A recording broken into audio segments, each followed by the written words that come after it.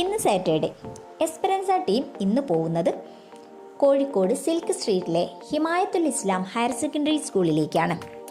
പാരൻസിൻ്റെ request പ്രകാരം കുട്ടികളിലെ screen addiction എന്ന ടോപ്പിക്കിൽ കുട്ടികൾക്കും പാരൻസിനുമായി ഒരു ക്ലാസ് കൊടുക്കുന്നതിന് വേണ്ടിയാണ് നമ്മൾ ഇന്നിവിടെ എത്തിച്ചേർന്നിട്ടുള്ളത്. 2 മണിക്കൂറിലധികം നീണ്ടുനിന്ന ഈ ഒരു സെഷൻ വളരെ ഇൻട്രാക്റ്റീവ് ആയിരുന്നു.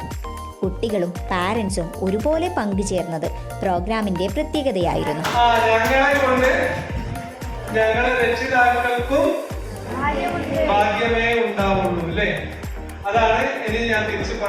ആദ്യം സ്ക്രീൻ മാറ്റിവെക്കുന്നതിനെതിരെ പ്രതികരിച്ചിരുന്ന സ്റ്റുഡൻസ് സെഷന്റെ അവസാനം പാരൻസുമായി ചേർന്ന് സ്വന്തം സ്ക്രീൻ ടൈം സെറ്റ് ചെയ്തത് പോസിറ്റീവായ ഒരു മാറ്റമായിരുന്നു.